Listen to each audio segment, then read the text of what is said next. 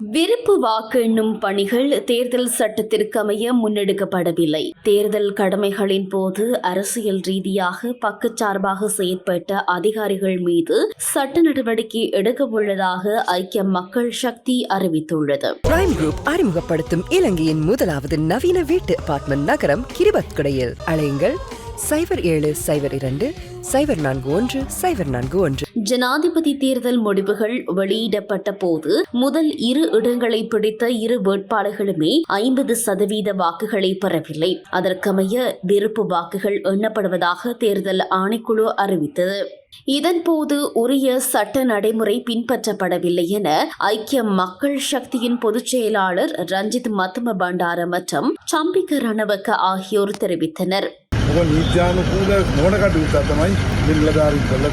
சட்டத்துக்கு முரணாக 2வது விருப்பு வாக்கு எண்ணும் பணிகள் முன்னெடுக்கப்பட்டு வருகின்றன. பெரும்பாலான பகுதிகளில் பக்கசார்பாக அதிகாரிகள் செயற்பட்டிருக்கின்றனர். இது சுயாதீன தேர்தலாக வேண்டும். எனவே வாக்கு எண்ணும் பணிகள் சுயாதீனமாக முன்னெடுக்கப்பட வேண்டும்.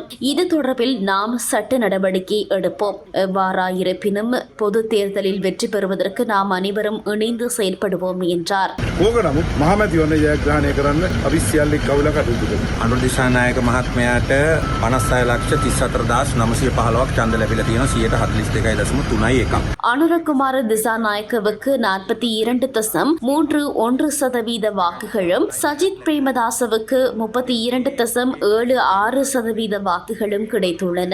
இவ்விருவருக்கும் இடையில் இவ்வாறான இடைவெளி காணப்படுவதோடு எந்தவொரு வேட்பாளருக்கும் 50% வாக்குகள் கிடைக்கவில்லை என்றார். இவர்கள் இருவரை தவிர ஏனைய 36 வேட்பாளர்களதும் சகல வாக்குச்சீட்டுகளையும் சீல் செய்து மீண்டும் எமது பிரதிநிதிகளை வரவழைத்து அவர்கள் முன்னிலையில் சீல் பிரிக்கப்பட்டு 2ஆம் 3ஆம் விருப்பு வாக்குகள் எண்ணப்பட்டிருக்க வேண்டும். சட்டத்துக்கமைய இவ்வாறான நடவடிக்கையே முன்னெடுக்கப்பட்டிருக்க வேண்டும். ஆனால் அவ்வாறான நடவடிக்கை முன்னெடுக்கப்படவில்லை. சில அதிகாரிகள் அரசியல் ரீதியாக பக்கச்சார்பாக செயற்படுகின்றமையை பல்வேறு சந்தர்ப்பங்களிலும் அவதானித்திருக்கின்றோம். இவ்வாறான செயற்பாடுகள் தொடர்பில் நாம் தேர்தல் ஆணைக்குழுவில் முறைப்பாடு அளித்திருக்கின்றோம். ஒவ்வொரு பகுதிகளிலும் தகவல்களை சேகரித்து அவற்றை அடிப்படையாக கொண்டு முறைப்பாடு அளிப்போம் என அவர் தெரிவித்தார்.